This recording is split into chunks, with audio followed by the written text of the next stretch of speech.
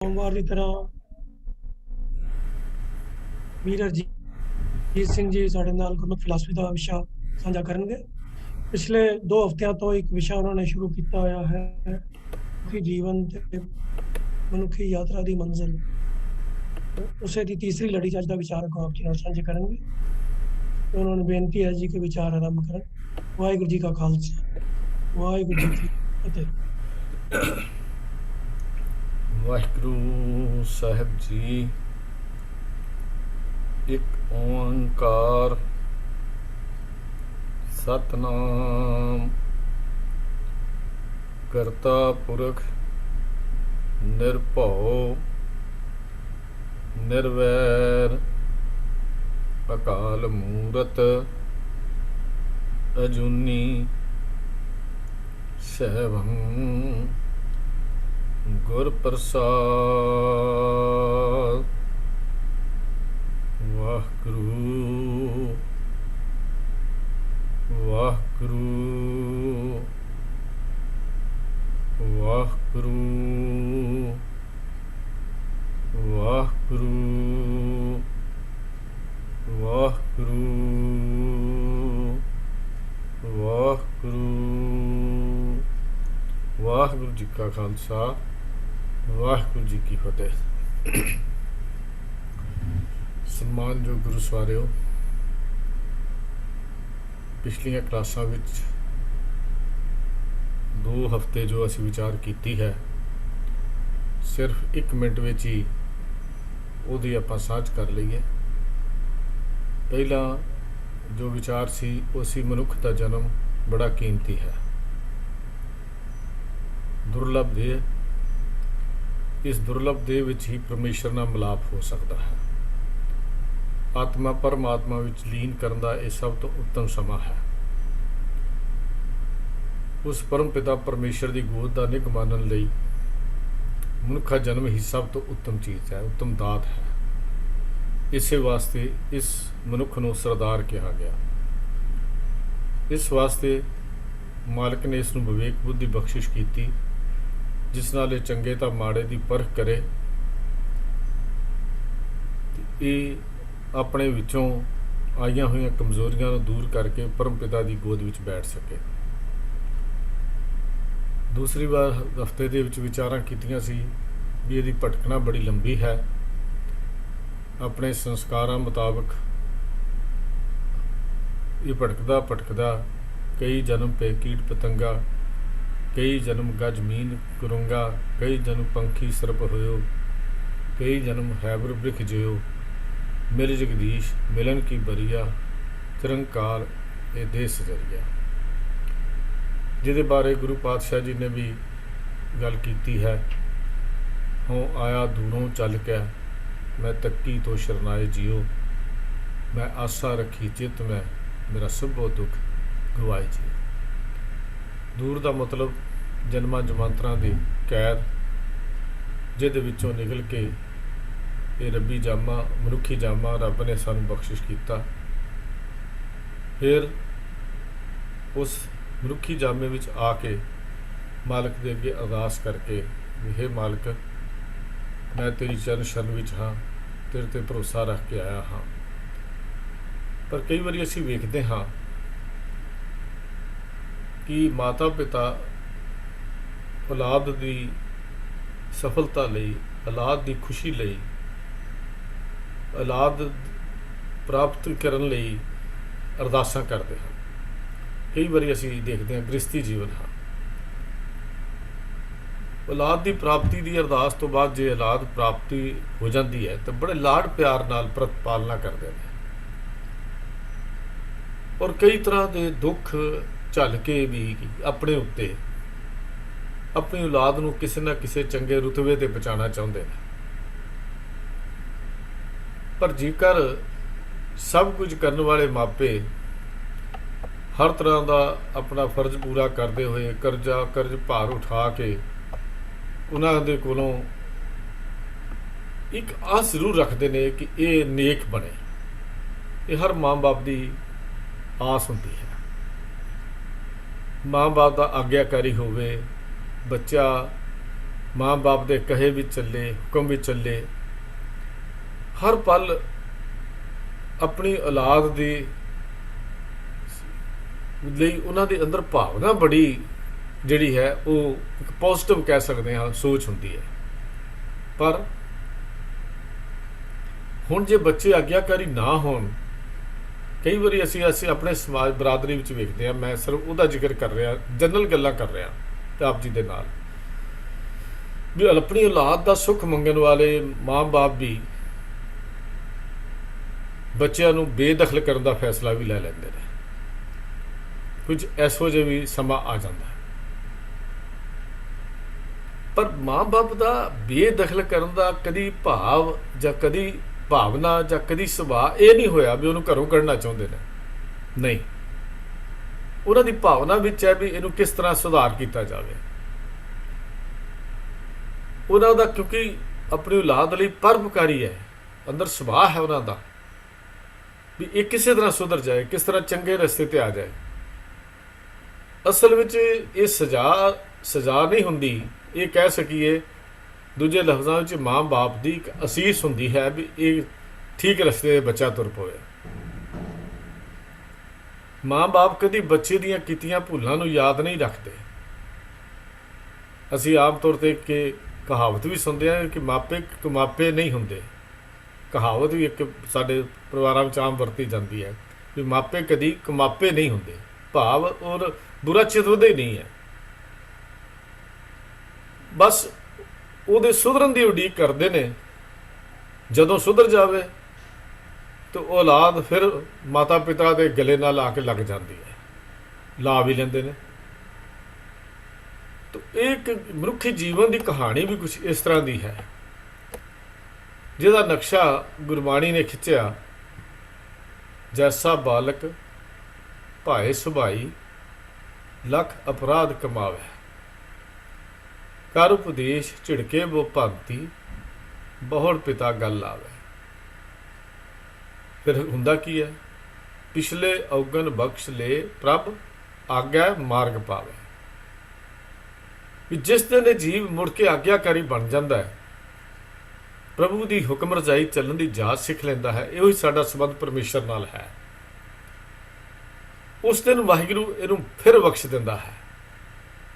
ਭੁੱਲਾਂ ਨੂੰ ਕਦੀ ਨਹੀਂ ਚਿਤਾਰਦਾ, ਔਗਣਾਂ ਨੂੰ ਕਦੀ ਨਹੀਂ ਚਿਤਾਰਦਾ। ਔਗਣ ਕੋ ਨਾ ਚਿਤਾਰੇ, ਉਹਦਾ ਬਿਰਧ ਹੈ, ਉਹਦਾ ਸੁਭਾਅ ਹੈ। ਇਸ ਦੀ ਜਨਮ ਮਰਨ ਦੀ ਭਟਕਣਾ ਜਿਹੜੀ ਸਾਨੂੰ ਪਈ ਹੈ, ਇਹ ਸਾਡੇ ਵਿੱਚੋਂ ਖੋਟ ਖਤਮ ਕਰਨ ਦਾ ਇੱਕ ਸਮਾਂ ਸਾਨੂੰ ਬਖਸ਼ਿਸ਼ ਕੀਤਾ ਉਸ ਮਾਲਕ ਨੇ। ਇਹ ਕਹਿਣ ਲਈ ਵੀ ਹੁਣ ਤੂੰ ਸ਼ੁੱਧ ਸਰੂਪ ਦਾ ਧਾਰਨੀ ਹੋ। ਇਹ ਮਨੁੱਖਾ ਜੀਵਨ ਦੀ ਦਾਤ ਤਾਂ ਸਾਨੂੰ ਦਿੱਤੀ ਵੀ ਤੂੰ ਸ਼ੁੱਧ ਸਰੂਪ ਦਾ ਧਾਰਨੀ ਹੋ ਜਾ, ਆਪਣੇ ਵਿੱਚੋਂ ਖੋੜ ਦੂਰੀ ਕਰ ਲੈ, ਆਪਣੇ ਅੰਦਰੋਂ ਹਉਮੈ ਤੇ ਤ੍ਰਿਸ਼ਨਾ ਦੀ ਮੈਲ ਦੂਰੀ ਕਰਨੀ, ਕਿਉਂਕਿ ਮੈਲ ਹਮੇਸ਼ਾ ਦੂਰੀ ਦਾ ਕਾਰਨ ਬਣਦੀ ਹੈ। ਕਿਵੇਂ? ਇਹ ਕੱਪੜਾ ਬੜਾ ਮਿਹਨਤ ਪਿਆਰ ਨਾਲ ਅਸੀਂ ਖਰੀਦ ਕੇ ਲਿਆਉਂਦੇ ਹਾਂ। ਅਸੀਂ ਟੇਲਰ ਨੂੰ, ਦਰਜੀ ਨੂੰ ਹਦਾਇਤ ਵੀ ਕਰਦੇ ਹਾਂ ਵੀ ਦੇਖੀ ਬੜਾ ਕੀਮਤੀ ਕੱਪੜਾ ਹੈ, ਇਹਨੂੰ ਸੀਨ ਲੱਗਿਆ ਕੋਈ ਖਰਾਬੀ ਨਾ ਕਰੀ।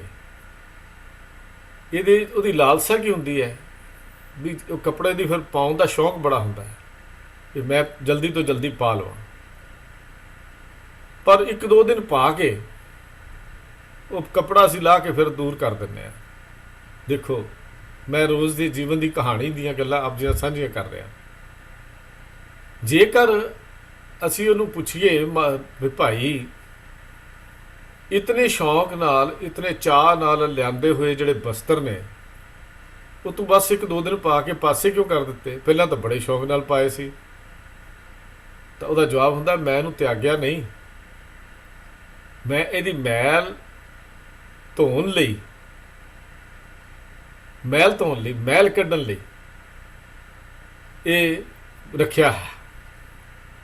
ਜਦੋਂ ਇਹ ਧੁੱਪ ਕੇ ਆ ਜਾਏਗਾ ਫਿਰ ਮੈਂ ਸ਼ੌਂਕ ਨਾਲ ਪਾ ਲਵਾਂਗਾ। ਤਾਂ ਇਹਦਾ ਮਤਲਬ ਕੀ ਹੈ? ਮਾਲਕ ਦੇ ਗਲੇ ਨਾਲ ਲੱਗੇ ਹੋਏ ਕੱਪੜੇ ਨੂੰ ਵੀ ਮਾਲਕ ਤੇ कपड़ा वो विछोड़ा पै जाता है जिहड़ा बड़ा प्यार वाला है। गल की मैल जिहड़ा वो विछोड़े का कारण बनती है। हुण बस जीव के सुभाव विच भी कुछ इहो जिहा ही है भी जिन्नी देर तक साडे अंदर मैल है, प्रभु के प्यारे परमेश्वर ने सानू अपने अंश बना के भेजिया। विछोड़े का कारण की सी? वो मैल।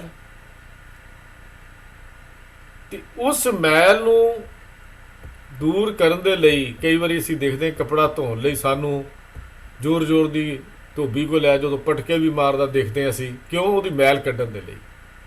तो गुरु भी सानू, परमेश्वर भी सानू कई बारी सीधे रस्ते ते पाउण लई कई बार दुख तकलीफां दिंदा ते असीं उहनूं कह दिंदे आ नहीं जी रब साडे नाल क्यों बदले लै रिहा, साडे नाल क्यों हो रिहा। असल विच वो साडी मैल कड्ढण दे लई, दुख दारू सुख रोग भया दी गल सानू समझाउण दे लई वो सानू चीज़ां मिलदियां। तो ये गुरु की किरपा नाल बख्शिश दे नाल फिर वो मैल जिहड़ी है धोती जाती है। हुण अगली गल आपां शुरू करिए भी गुरु का मिलाप बड़ा जरूरी है इस सफ़र नूं तय करदिआं तय करन दे लई, मैल कड्ढण दे लई। जदों असीं किसी नूं मिलन जाना होवे, तुर लग्गिआं शहर तक पहुँच करनी पैंदी है। जिथे साडा प्यारा वसदा होवे पहला उस शहर पहुँचना जरूरी हुंदा है। उहदा एड्रैस पता होना चाहिए, उहदा नाम पता होना चाहिए। जदों भी कोई राही तुरदा है, जदों कोई नूं पुछे तू कित्थे चलिया है, तो कित्थे जाना है, तो शहर का नाम दसदा मैं फलाने शहर जाना है। शहर भी जाके घर लभना पैंदा, घर तां लभदा जे उहदा पता सरनामा पता होवे। फिर कई बारी जाके सानू घर विच प्यारे की उड़ीक भी करनी पैंदी है। ये सारा कारज कीतिआं फिर मंजिल प्राप्त हो जाती है। इस तरह जीवन की गाथा नूं भी समझना कोई इस ढंग नाल ही समझना पवेगा। बाकियां जिंदियां दी भटकना मानो मनुखी जामा पा के संसार शहर तक पहुँचने लिए एक सफ़र सी। फिर इस सफ़र में जाके उन्हें प्रीतम का घर लभना है। इत्थे मिलाप है, इत्थे प्रीतम का घर लभना है। इत्थे आके जदों मनुखी जामा पा के संसार रूपी शहर विच असी प्रवेश कर लिया, इस नगर विच आ गए। हुण सामने दो रस्ते सी। एक रस्ते उत्ते लोग बहुत चल रहे सन, चमक दमक सी, बहुत पहुँच सी, शोर शराबा सी, रौनक सी। ते दूजा रस्ता चमक दम तो सखना सी। उत्थे सहज नाल चलण वाले लोगों का रस्ता है। हुण जीव कोलों हुण चोण जिहड़ी है वो नहीं हो रही कि किहड़ा रस्ता मेरे लिए ठीक रहेगा, किहड़ा रस्ता मैनूं प्रीतम के घर विच पहुँचा सकता है। दो रस्ते साडे सामने आए। अज दो संसार विच आपां देखते हैं, दुनिया च वेखदे इहो कुछ ही हो रहा। बहुतात दुनिया वो चमक दमक की जिंदगी नूं जीना चाहुंदी है, क्योंकि रस्ते दो ने। एक रस्ता सहज का है, आराम का है, प्यार का है। एक रस्ता चमक दमक का है, दिखावे का है, मनमतां का है, कर्म कांडां का है। दो रस्ते सामने।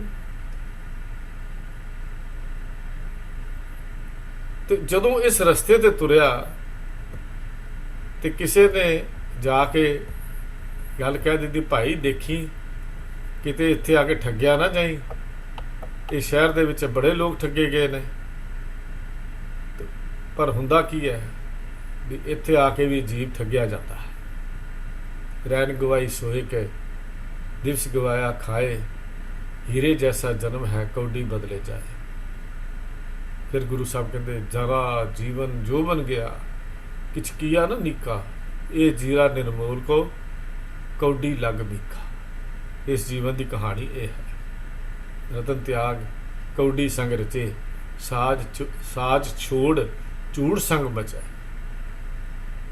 गुरु पातशाह भी कहते हैं कौडी बदलै जन्म गवाया, चीनस ना ही आपै। गुरमुख होवे तां इको जाने, होमे दुख ना संतापे। ये गुरु पातशाह जी सानू कहानी कहते हैं। तो गुरु फिर दसदा भलिया जे तेनों गुरु के शरण में पै जाए तो वह दसदा तेरी पूंजी बड़ी कीमती है, तेरा जीवन बड़ा कीमती है। ਇਹ ਪੂੰਜੀ ਜਿਸ ਕਾਰਜ ਲਈ ਆਇਆ ਉਸੇ ਕੰਮ ਲਈ ਖਰਚ ਕਰ। ਜਾਂ ਕੋ ਆਏ ਸੋਈ ਬਿਹਾਜ, ਹਰ ਗੁਰ ਤੇ ਮਨੇ ਬਸੇਰਾ। ਇਹ ਜਿਸ ਕਾਰਜ ਲਈ ਆਇਆ ਇਸ ਪੂੰਜੀ ਨੂੰ ਉੱਥੇ ਖਰਚ ਕਰ।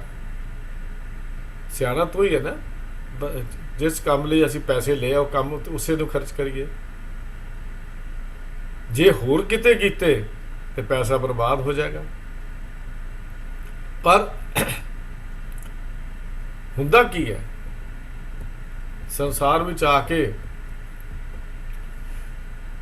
ਮਨੁੱਖ ਭਟਕਦਾ ਹੈ,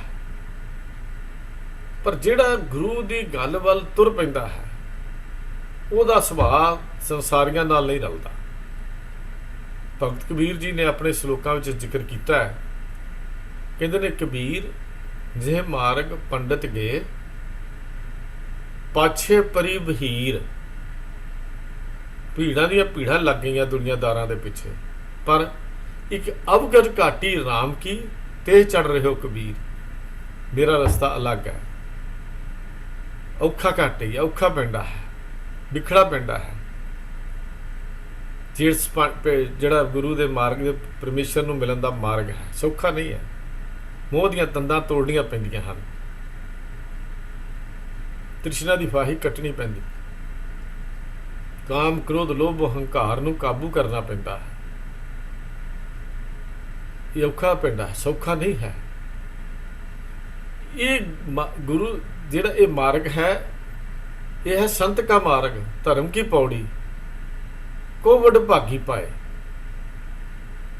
ਕੋਟ ਜਨਮ ਕੇ ਕਿਲ ਵਿਖ ਨਾਸੇ, ਹਰ ਚਰਨੀ ਚਿਤ ਲਾਏ। ਸੋਠ ਰੱਖ ਦਾ ਬਚਨ ਹੈ ਗੁਰੂ ਪਾਤਸ਼ਾਹ ਜੀ ਦਾ। ਇਹ ਮਾਰਗ ਹੈ ਚਰਨ ਚਲੋ ਮਾਰਗ ਗੋਬਿੰਦ, ਮਿਟੇ ਪਾਪ ਜਬ ਇਹ ਹਰ ਬਿੰਦ। ਇਹ ਮਾਰਗ ਹੈ ਜਿਸ ਤੇ ਚੱਲਦਿਆਂ ਕਹਾਣੀ ਚੱਲੇਗੀ। ਇਹ ਮਾਰਗ ਗੋਬਿੰਦ ਦਾ ਮਾਰਗ ਹੈ, ਮੇਰੇ ਪਿਆਰੇ ਦਾ ਮਾਰਗ ਹੈ। ਇਹ ਉਹ ਮਾਰਗ ਹੈ ਜਿੱਥੇ ਤੁਰ ਕੇ ਪਿਆਰੇ ਨਾਲ ਮਿਲਣਾ ਹੈ, ਪਿਆਰੇ ਦੇ ਘਰ ਵਿੱਚ ਪਹੁੰਚਣਾ ਹੈ, ਪ੍ਰੀਤਮ ਦੇ ਦੇਸ਼ ਵਿੱਚ ਜਾਣਾ ਹੈ। ਇਹ ਉਹ ਮਾਰਗ ਹੈ। ਇਸ ਮਾਰਗ ਦਾ ਵਿਖੜਾ ਪੈਂਦਾ ਔਖਾ ਹੈ, ਪਰ ਤੁਰਦੇ ਕੌਣ ਨੇ? ਉਹ ਹੈ ਗੁਰੂ ਅਮਰਦਾਸ ਮਹਾਰਾਜ ਸਾਨੂੰ ਕਹਿੰਦੇ, ਭਗਤਾਂ ਕੀ ਚਾਲ ਨਿਰਾਲੀ, ਨਿਰਾਲੀ ਚਾਲ ਵਾਲੇ, ਦੁਨੀਆ ਤੋਂ ਵੱਖਰੀ ਚਾਲ ਵਾਲੇ, ਪਾਛੇ ਪਰੀ ਬਹੀੜ ਤੋਂ ਹਟ ਕੇ ਅਵਗਤ ਘਾਟੀ ਦੇ ਰਸਤੇ ਤੇ ਤੁਰਨ ਵਾਲੇ। ਉਹ ਹੈ ਭਗਤਾਂ ਕੀ ਚਾਲ ਨਿਰਾਲੀ।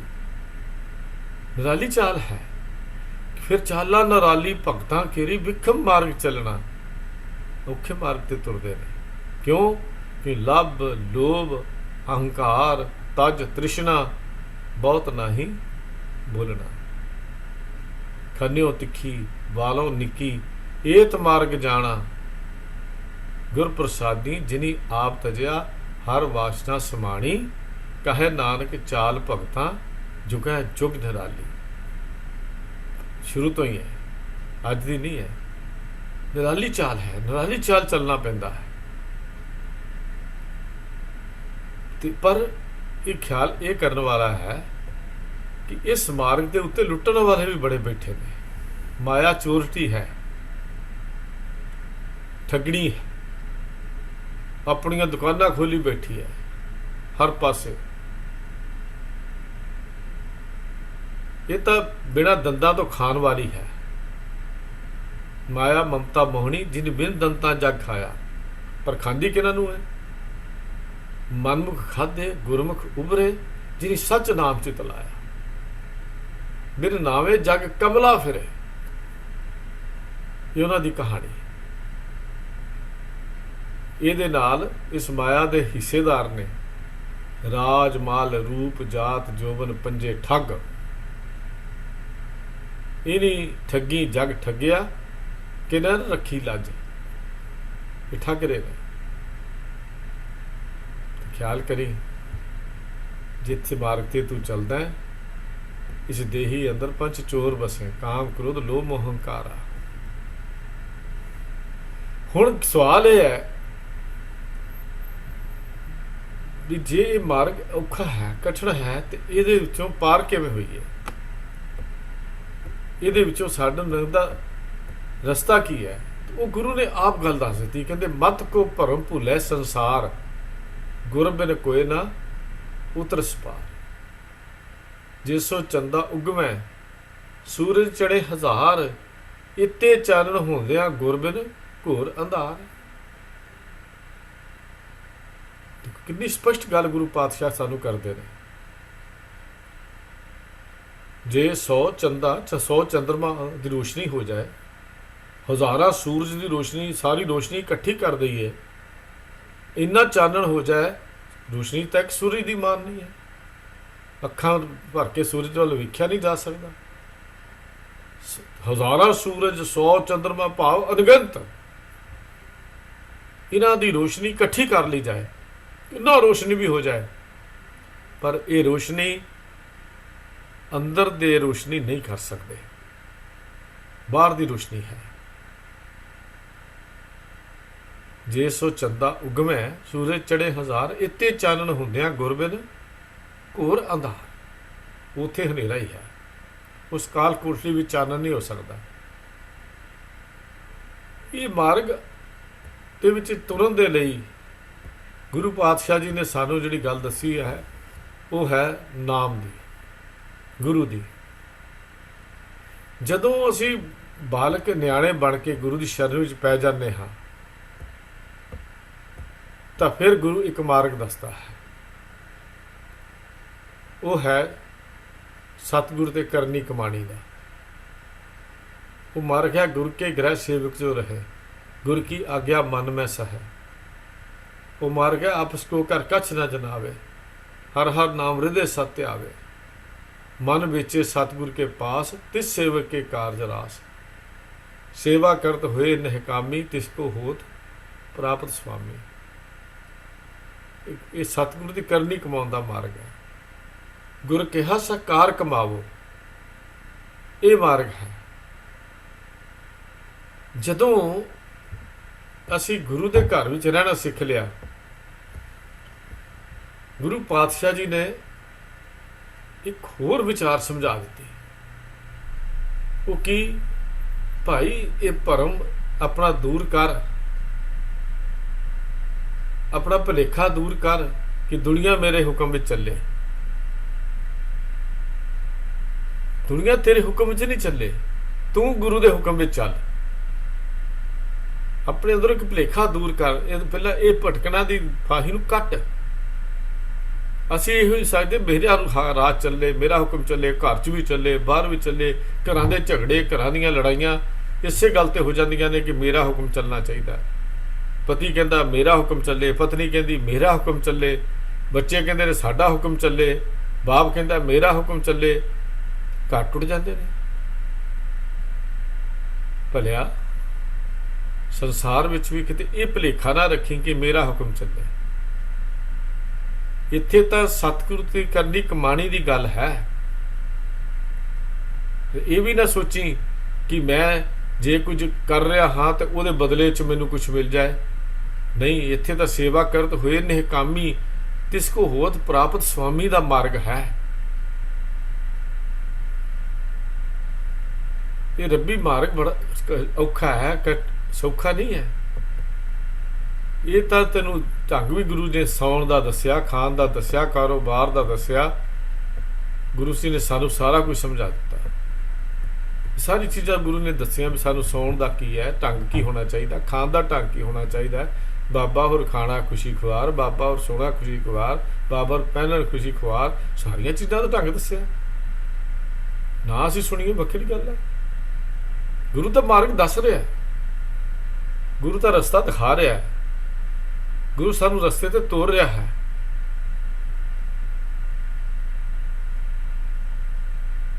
ਬਸ ਜਦੋਂ ਗੁਰੂ ਦੀ ਗੱਲ ਸਮਝ ਆਉਂਦੀ ਹੈ ਨਾ, ਫਿਰ ਬੰਦਾ ਕਹਿੰਦਾ ਹੈ ਜੋ ਰਾਜ ਦੇ ਤਾਂ ਕਵਨ ਵਡਾਈ, ਜੋ ਭੀਖ ਮੰਗਾਵੇ ਤਾਂ ਕਿਆ ਘਟ ਜਾਏ। ਫਿਰ ਬੰਦਾ ਇਹ ਗੱਲ ਕਰਦਾ ਹੈ। ਜਦੋਂ ਗੁਰੂ ਦੇ ਘਰ ਵਿੱਚ ਰਹਿਣਾ ਆ ਜਾਏ, ਜਦੋਂ ਗੁਰੂ ਦੇ ਘਰ ਵਿੱਚ ਰਹਿਣਾ ਆ ਜਾਏ, ਗੁਰੂ ਕੇ ਗ੍ਰਹਿ ਸੇਵਕ ਜੋ ਰਹੇ ਜਦੋਂ ਹੋ ਜਾਏ, ਫਿਰ ਗੁਰੂ ਬਖਸ਼ਿਸ਼ ਕਰਦਾ ਹੈ ਕਿ ਉਹ ਕੰਮ ਨਹੀਂ ਕਰਨੇ ਜਿਹੜੇ ਮਾਲਕ ਨੂੰ ਚੰਗੇ ਨਹੀਂ ਲੱਗਦੇ। ਉਹ ਫਿਰ ਦਿਲੋਂ ਮੁਹੱਬਤ ਕਰਦਾ ਹੈ। ਮਨ ਤੇ ਮੁੱਖ ਦੇ ਵਿੱਚ ਫਰਕ ਨਹੀਂ ਹੁੰਦਾ। ਇਹ ਵੀ ਗੁਰੂ ਗੱਲ ਸਮਝਾਉਂਦਾ ਹੈ, ਇਹ ਵੀ ਗੱਲ ਸਾਨੂੰ ਗੁਰਬਾਣੀ ਸਮਝਾਉਂਦੀ ਹੈ। ਸ਼ੇਖ ਫਰੀਦ ਜੀ ਸਾਨੂੰ ਇਹ ਗੱਲ ਕਹਿੰਦੇ ਨੇ, ਦਿਲੋਂ ਮੁਹੱਬਤ ਜਿਨ ਸਹੀ ਸੱਚਿਆ, ਜਨ ਮਨ ਹੋਰ ਮੁਖ ਹੋਰ ਸੇ ਕਾਂਡੇ ਕੱਚਿਆ, ਰੱਤੇ ਇਸ਼ਕ ਦਾ ਰੰਗ ਖੁਦਾਏ ਗਏ, ਖੁਦਾ ਦੇ ਰੰਗ ਵਿੱਚ ਰੰਗੇ ਗਏ।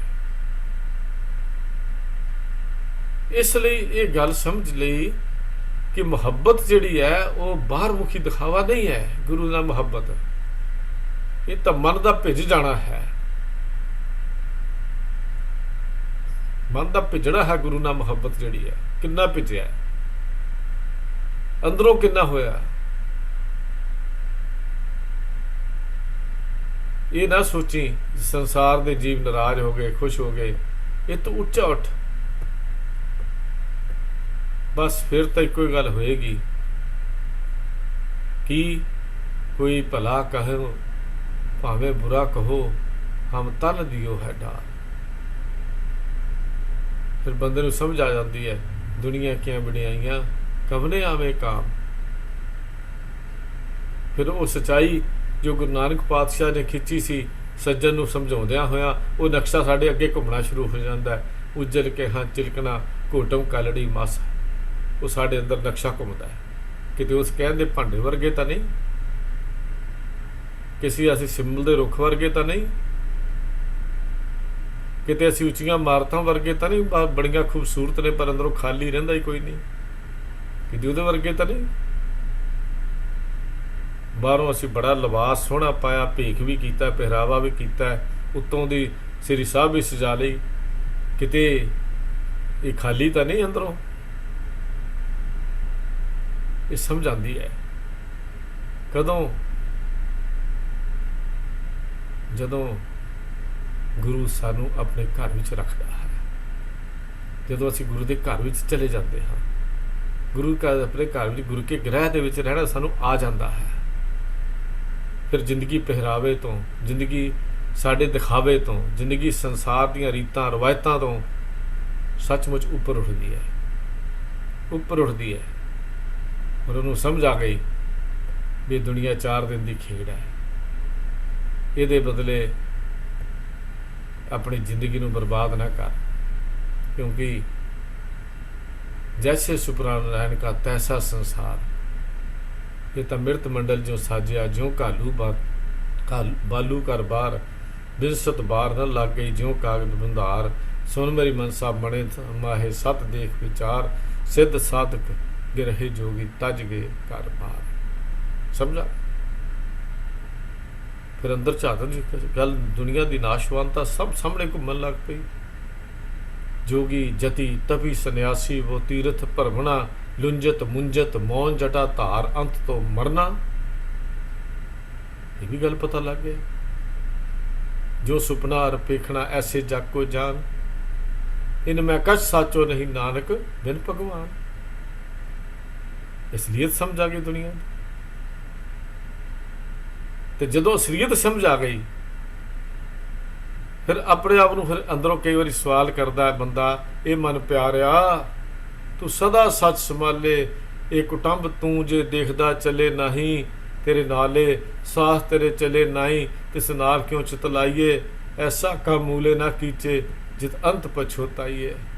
ਫਿਰ ਕਹਿੰਦਾ ਸਤਿਗੁਰੂ ਕਾ ਉਪਦੇਸ਼ ਸੁਣ ਤੂੰ, ਹੋਵੇ ਤੇਰੇ ਨਾਲੇ, कहे नानक मन प्यारे, तू सदा सच संभाले।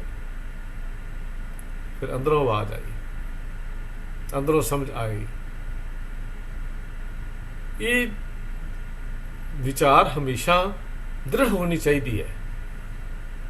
गुरु कोल धर्म है, गुरु कोल जीवन की सफलता का राज है, पर गुरु धर्म देने तो पहला भरमगढ़ तोड़ते हैं।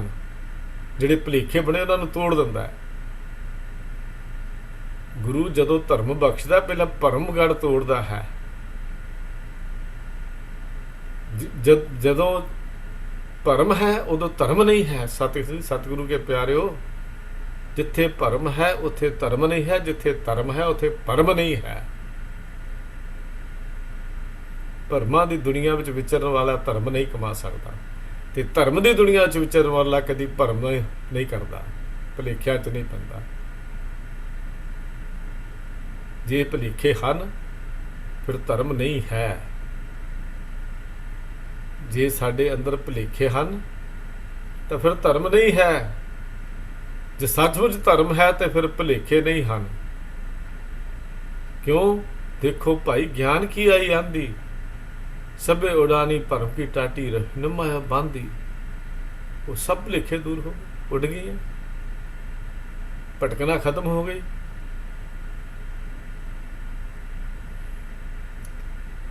ਜੋਤ ਤੇ ਜੁਗਤੀ, ਅਸਲ ਵਿੱਚ ਇਹਦਾ ਨਾਂ ਹੀ ਗੁਰੂ ਹੈ, ਜਿਹੜਾ ਇਹ ਮਾਰਗ ਦੱਸਦਾ ਹੈ। ਜੋਤ ਤੋਂ ਭਾਵ ਗੁਰੂ ਦਾ ਗਿਆਨ, ਗੁਰੂ ਜੋ ਚਾਨਣ ਦਿੰਦਾ ਹੈ, ਜੋ ਰੋਸ਼ਨੀ ਦਿੰਦਾ ਹੈ। ਕਿਉਂਕਿ ਗੁਰੂ ਕੋਲ ਆ ਕੇ ਉਹਦੀ ਗੁਰੂ ਦੇ ਗਿਆਨ ਦੀ ਰੋਸ਼ਨੀ ਨਾਲ ਸਾਰਾ ਹਨੇਰਾ ਦੂਰ ਹੋ ਜਾਂਦਾ ਹੈ। ਹਨੇਰਾ ਇਨਸਾਨੀਅਤ ਦਾ ਦੁਸ਼ਮਣ ਹੈ। ਲੋਕੀ ਲੁੱਟੇ ਹੀ ਹਨੇਰੇ ਵੀ ਜਾਂਦੇ ਹਨ, ਕੁਕਰਮ ਵੀ ਲੋਕੀ ਹਨੇਰੇ ਵਿੱਚ ਕਰਦੇ ਹਨ। ਹਨੇਰਾ ਇਨਸਾਨੀਅਤ ਨੂੰ, ਇਨਸਾਨ ਨੂੰ ਇਨਸਾਨ ਦੀ ਪਦਵੀ ਤੋਂ ਥੱਲੇ ਸੁੱਟ ਦਿੰਦਾ ਹੈ। ਉਹ ਹਨੇਰਾ ਭਾਵੇਂ ਬਾਹਰ ਦਾ ਹੈ ਤੇ ਭਾਵੇਂ ਅੰਦਰ ਦਾ ਹੈ। ਅੰਦਰ ਦਾ, ਬਾਹਰ ਦਾ ਹਨੇਰਾ ਸੰਸਾਰ ਨੂੰ ਲੁੱਟਦਾ ਹੈ ਤੇ ਅੰਦਰ ਦਾ ਹਨੇਰਾ ਆਪਣੇ ਆਪ ਨੂੰ ਲੁੱਟਦਾ ਹੈ। ਖਿਆਲ ਕਰਿਓ, ਅੰਦਰ ਹਨੇਰਾ ਫਿਰ ਬੰਦਾ ਅੰਦਰੋਂ ਲੁੱਟਿਆ ਜਾ ਰਿਹਾ ਹੈ, ਤੇ ਜੋ ਬਾਹਰ ਹਨੇਰਾ, ਲੁੱਟਾਂ ਖੋਹਾਂ ਹੁੰਦੀਆਂ ਅਸੀਂ ਦੇਖਦੇ ਹਾਂ।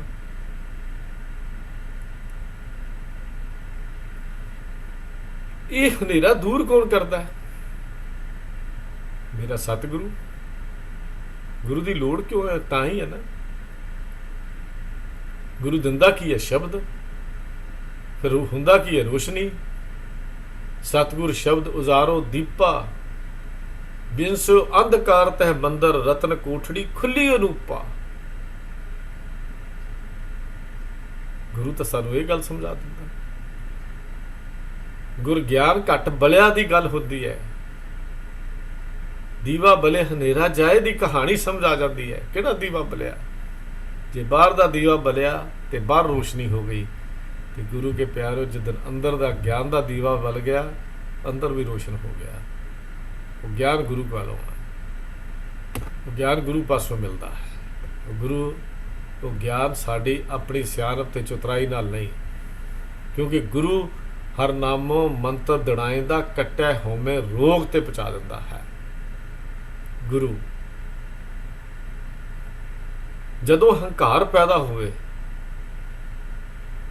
ਉਦੋਂ ਨਿਰੰਕਾਰ ਦਾ ਰਸਤਾ ਨਹੀਂ ਪਤਾ ਲੱਗਦਾ, ਤੇ ਜਦੋਂ ਨਿਰੰਕਾਰ ਦਾ ਰਸਤਾ ਪਤਾ ਲੱਗ ਗਿਆ, ਹੰਕਾਰ ਹੀ ਨਹੀਂ ਰਹਿੰਦਾ। ਸਭ ਦੀ ਧੂੜ, ਨਿਮਰਤਾ ਸੁਭਾਓ, ਸਿੰਘ ਬਲਾਈ ਹੋਏਗੀ ਉਹ ਤੇ ਜਾ ਪਹੁੰਚਦਾ ਹੈ। ਤੇ ਮਾਰਗ ਦੱਸਦਾ ਕੌਣ ਹੈ? ਗੁਰੂ। ਬੰਦਗੀ ਦਾ ਮਾਰਗ, ਨਾਮ ਜਪਣ ਦਾ ਕਾਰਜ ਤਦ ਹੀ ਸਫਲ ਹੈ ਜਦੋਂ ਸਤਿਗੁਰੂ ਜੀ ਦੀ ਦੱਸੀ ਹਦਾਇਤ ਮੁਤਾਬਕ ਜੀਵਨ ਜਿਉਣ ਦੀ ਜਾਂਚ ਆ ਜਾਏ। ਸਤਿਗੁਰੂ ਦੀ ਦੱਸੀ ਹੋਈ ਮਰਿਆਦਾ ਜੀਵਨ ਜਿਉਆ ਜਾਏ। ਨਹੀਂ ਤਾਂ ਕਈ ਵਾਰੀ ਵਾਹਿਗੁਰੂ ਵਾਹਿਗੁਰੂ ਕਰਕੇ ਵੀ ਸਾਰਾ ਦਿਨ ਕਰਕੇ ਵੀ ਸਾਨੂੰ ਮੰਜ਼ਿਲ ਪ੍ਰਾਪਤ ਨਹੀਂ ਹੁੰਦੀ। ਕਿਉਂ? ਕਿਉਂਕਿ ਸਤਿਗੁਰੂ ਦੀ ਹਦਾਇਤ ਨਹੀਂ ਸਮਝ ਆਈ। ਵਾਹਿਗੁਰੂ ਕਹਿਣਾ ਮਾੜੀ ਗੱਲ ਨਹੀਂ ਸੀ, ਬਾਣੀ ਪੜ੍ਹਨੀ ਮਾੜੀ ਗੱਲ ਨਹੀਂ ਸੀ। ਗੁਰੂ ਨੇ ਬਾਣੀ ਤਾਂ ਇੱਕ ਰਸਤਾ ਦੱਸਿਆ ਹੈ ਜਿੱਤੇ ਚੱਲ ਕੇ ਅੰਦਰ ਚੇਂਜ ਤਬਦੀਲੀ ਹੋਣੀ ਹੈ। ਗੁਰੂ ਨੇ ਦੱਸਿਆ ਹੈ ਗੱਲ, ਗੁਰੂ ਸਮਝਾਉਂਦਾ ਹੈ ਗੱਲ। ਇੱਕ ਮੰਤਰ ਨਹੀਂ ਹੈ, ਬਾਣੀ ਕੇਵਲ ਮੂੰਹ ਨਾਲ ਪੜ੍ਹੀ ਜਾ ਰਹੀ। ਕਿਉਂ ਵਾਹਿਗੁਰੂ ਕਹਿਣ ਨਾਲ ਜੇ ਮੰਜ਼ਿਲ ਪ੍ਰਾਪਤ ਨਹੀਂ ਹੋਈ? ਕਿਉਂਕਿ ਵਾਹਿਗੁਰੂ ਸਾਡੇ ਮੁਖ ਤੋਂ ਥੱਲੇ ਨਹੀਂ ਗਿਆ, ਸਾਡੇ ਅੰਦਰ ਗਿਆ ਹੀ ਨਹੀਂ। ਦੂਰੋਂ ਹੀ ਅਸੀਂ ਗੱਲਾਂ ਕਰ ਲਈਆਂ। ਵਾਹਿਗੁਰੂ ਤੋਂ ਅੰਦਰ ਹਉਮੈ ਦੀ ਦੀਵਾਰ ਟੁੱਟੀ ਨਹੀਂ। ਜਦੋਂ ਹਉਮੈ ਦੀਵਾਰ ਟੁੱਟ ਗਈ, ਉਦੋਂ ਖੁਦੀ ਮਿਟੀ ਤਬ ਸੁੱਖ ਪਏ। ਮਨ ਤਨ ਭਏ ਅਰੋਗ, ਨਾਨਕ ਦ੍ਰਿਸ਼ਟੀ ਆਇਆ ਉਸਤਤ ਕਰਨੇ ਜੋਗ। ਇਹ ਗੱਲ ਸਮਝ ਆ ਜਾਂਦੀ ਹੈ।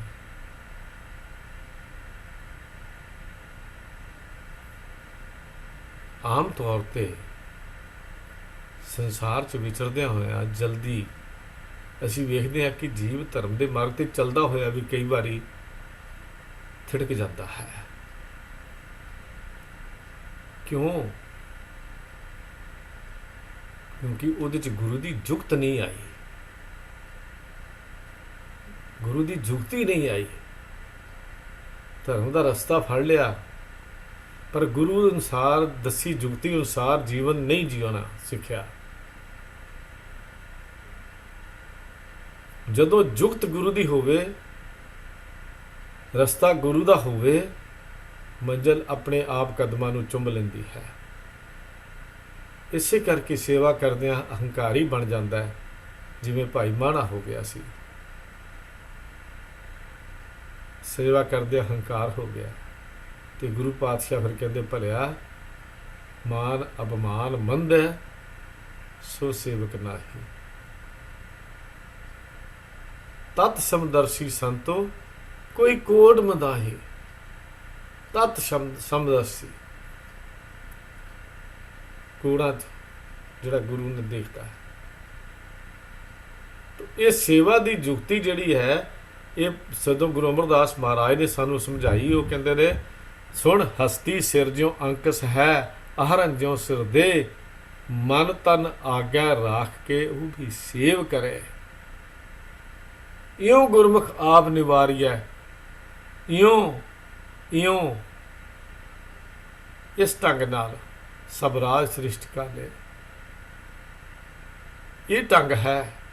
ਸੱਟਾਂ ਖਾਣੀਆਂ ਪੈਂਦੀਆਂ ਨੇ, ਜੱਤ ਦੀ ਭੱਠੀ ਵਿੱਚ ਪੈਣਾ ਪੈਂਦਾ ਹੈ, ਹੌਸਲਾ ਰੱਖਣਾ ਪੈਂਦਾ ਹੈ, ਧੀਰਜ ਰੱਖਣਾ ਪੈਂਦਾ ਹੈ। ਆਰਨ ਦੇ ਵਾਂਗੂ ਸਾਰਾ ਦਿਨ ਵਿਚਾਰਾ ਸੱਟਾਂ ਖਾਂਦਾ ਰਹਿੰਦਾ ਹੈ, ਪਰ ਸੱਟਾਂ ਖਾਂਦਿਆਂ ਕਦੀ ਸੀ ਤਾਂ ਨਹੀਂ ਕਰਦਾ। ਕਦੀ ਸੱਟ ਖਾਂਦਾ ਸੀ ਕਰਦਾ ਨਹੀਂ।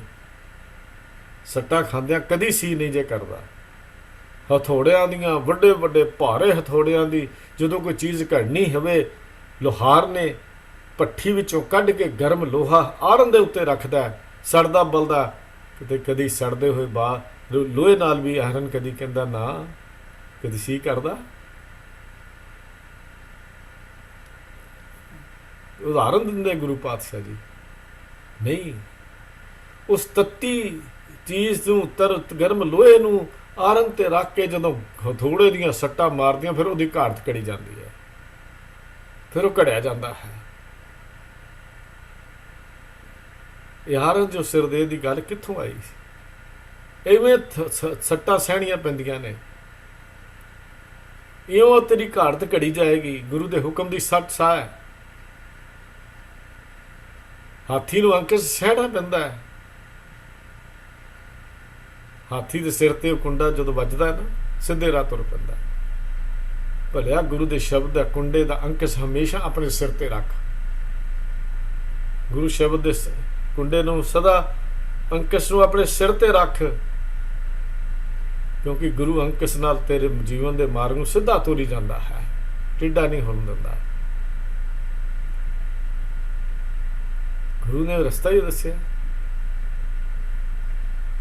ਜਦੋਂ ਸਤਿਗੁਰ ਦੀ ਕਰਨੀ ਕਮਾਉਣ ਦੀ ਗੱਲ ਸਾਨੂੰ ਸਮਝ ਆ ਜਾਏਗੀ, ਸਤਿਗੁਰ ਤੇ ਕਰਨੀ ਕਮਾਣੀ ਜਦੋਂ ਅਸੀਂ ਸਮਝ ਲਵਾਂਗੇ, ਫਿਰ ਹੋਏਗਾ ਕੀ?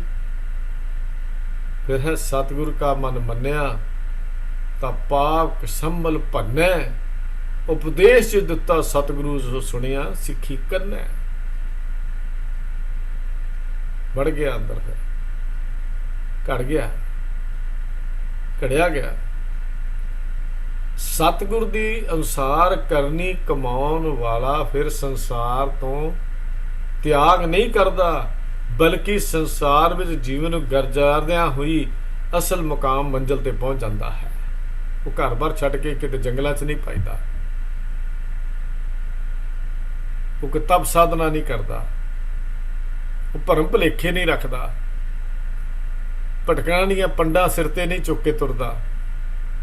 ਉਹ ਕਰਮ ਕਾਂਡਾਂ ਦੀ ਦੁਨੀਆ 'ਚ ਵਿਸ਼ਵਾਸ ਨਹੀਂ ਰੱਖਦਾ। ਗਿਣਤੀ ਮਿੰਤੀ ਦੇ ਇਸ਼ਨਾਨ ਕਰ ਲਵਾਂ, ਗਿਣਤੀ ਮਿੰਤੀ ਦੇ ਸਿਮਰਨ ਕਰ ਲਵਾਂ, ਗਿਣਤੀ ਮਿੰਤੀ ਦੀਆਂ ਮੈਂ ਕਹਾਣੀਆਂ ਕਰ ਲਵਾਂ, ਗਿਣਤੀ ਮਿੰਤੀ ਦੇ ਪਾਠ ਕਰ ਲਵਾਂ।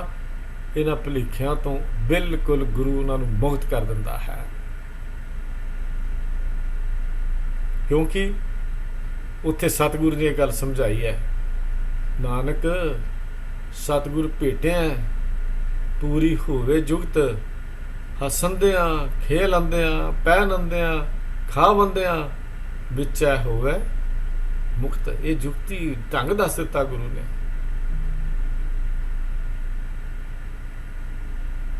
ਬਸ ਇੱਥੇ ਦਾ ਮਨ ਗੁਰੂ ਅੱਗੇ ਰੱਖਣਾ ਪੈਂਦਾ ਹੈ। ਇਹ ਕਾਰਜ ਗੁਰੂ ਦਾ ਹੈ। ਗੁਰੂ ਨੂੰ ਆਪਣਾ ਮਨ ਗੁਰੂ ਦੇ ਅੱਗੇ ਭੇਟ ਕਰਨ ਵਾਲਾ ਫਿਰ ਉਹਨੂੰ ਗੁਰਮੁਖ ਕਿਹਾ ਜਾਂਦਾ ਹੈ। ਉਹ ਗੁਰਮੁਖ ਬਣ ਜਾਂਦਾ ਹੈ। ਹਰ ਕਾਰਜ ਵਿੱਚ ਗੁਰੂ ਨੂੰ ਮੁੱਖ ਰੱਖਣ ਵਾਲਾ ਗੁਰਮੁਖ ਕੌਣ ਹੈ? ਹਰ ਕਾਰਜ ਵਿੱਚ ਗੁਰੂ ਨੂੰ ਮੁੱਖ ਰੱਖਣ ਵਾਲਾ, ਪ੍ਰਧਾਨਤਾ ਗੁਰੂ ਦੀ ਮੰਨਣ ਵਾਲਾ ਗੁਰਮੁਖ ਕੌਣ ਹੈ? ਅਸੀਂ ਗੁਰਮੁਖ ਦੀ ਪਰਿਭਾਸ਼ਾ ਨੂੰ ਬੜੀ ਛੋਟੀ ਕਰ ਲਿਆ ਵੀ ਹਰ ਕਾਰਜ ਵਿੱਚ ਜਿਹੜਾ ਗੁਰੂ ਨੂੰ ਮੁੱਖ ਰੱਖਦਾ ਹੈ, ਅੱਗੇ ਰੱਖਦਾ ਹੈ। ਮੁੱਖ ਗੁਰੂ ਵੱਲ ਹੋਣ ਦਾ ਕੀ ਮਤਲਬ ਹੈ?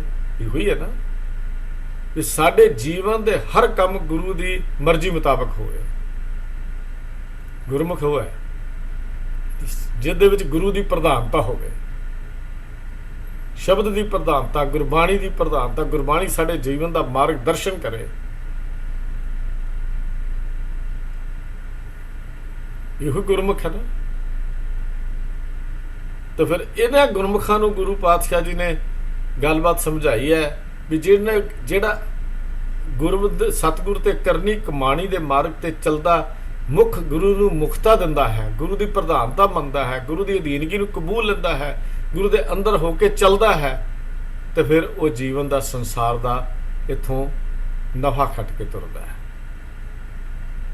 ਤੇ ਜਿਹੜਾ ਦੂਜੇ ਪਾਸੇ ਜਿਨ੍ਹਾਂ ਨੇ ਮਨ ਦੀ ਪ੍ਰਧਾਨਤਾ ਰੱਖੀ, ਮਨ ਨੂੰ ਅੱਗੇ ਰੱਖਿਆ, ਮਨ ਦੀ ਚਾਲ ਚੱਲੀ, ਉਹ ਆਪਣੀ ਰਾਸ ਪੂੰਜੀ ਵੀ ਗਵਾ ਲੈਂਦੇ ਹਨ। ਗੁਰਮੁਖ ਲਾਹਾ ਲੈ ਗਏ, ਮਨਮੁਖ ਚੱਲੇ ਮੂਲ ਗਵਾਏ ਜੀਓ। ਮਨਮੁਖ ਆਪਣਾ ਮੂਲ ਗਵਾ ਕੇ ਸੰਸਾਰ ਤੋਂ ਤੁਰ ਪੈਂਦੇ ਹਨ। ਅਸਲ ਵਿੱਚ ਜੀਵਨ ਦੀ ਕਹਾਣੀ ਸਤਿਗੁਰ ਤੇ ਕਰਨੀ ਕਮਾਣੀ ਦੀ ਹੈ। ਗੁਰੂ ਮਾਰਗ ਦੱਸਦਾ ਹੈ। ਉਸ ਮਾਰਗ ਤੇ ਚਲਦਿਆਂ ਚਲਦਿਆਂ ਮੰਜ਼ਿਲ ਤੱਕ ਕਿਵੇਂ ਪਹੁੰਚਣਾ ਹੈ, ਕਿਹੜੀਆਂ ਔਕੜਾਂ ਤੇਰੇ ਰਸਤੇ 'ਚ ਆਉਂਦੀਆਂ ਹਨ। ਤੇ ਉਸ ਤੋਂ ਬਾਅਦ ਗੁਰੂ ਫਿਰ ਕੀ ਕਹਿੰਦਾ ਹੈ? ਉਹ ਹੈ ਗੁਰੂ ਪਿਆਰਿਆਂ ਦੀ ਸੰਗਤ ਵਿੱਚ ਬੈਠਣਾ। ਉਹ ਵੀ ਗੁਰੂ ਮਾਰਗ ਸਾਨੂੰ ਸਮਝਾਉਂਦਾ ਹੈ। ਉਹ ਗੁਰੂ ਪਿਆਰਿਆਂ ਦੀ ਸੰਗਤ ਤੋਂ ਯਾਤਰਾ ਅੱਗੇ ਨੂੰ ਤੁਰਦੀ ਹੈ। ਉਹਦੀ ਵਿਚਾਰ ਆਪਾਂ ਫਿਰ ਅਗਲੇ ਹਫ਼ਤੇ ਹੋਰ ਵਿਚਾਰਾਂ ਕਰਾਂਗੇ। ਅੱਜ ਦੀ ਵਿਚਾਰ ਦੀ ਸੇਵਾ ਕਰਦਿਆਂ ਹੋਈਆਂ ਬੇਅੰਤ ਭੁੱਲਾਂ ਦੀ ਆਪ ਪਾਸੋਂ ਖਿਮਾ ਚਾਹੁੰਦਾ ਹਾਂ। ਪਿਆਰ ਸਹਿਤ ਫਤਿਹ ਦੀ ਸਾਂਝ ਕਰੋ ਜੀ। ਵਾਹਿਗੁਰੂ ਜੀ ਕਾ ਖਾਲਸਾ, ਵਾਹਿਗੁਰੂ ਜੀ ਕੀ ਫਤਿਹ। ਵਾਹਿਗੁਰੂ।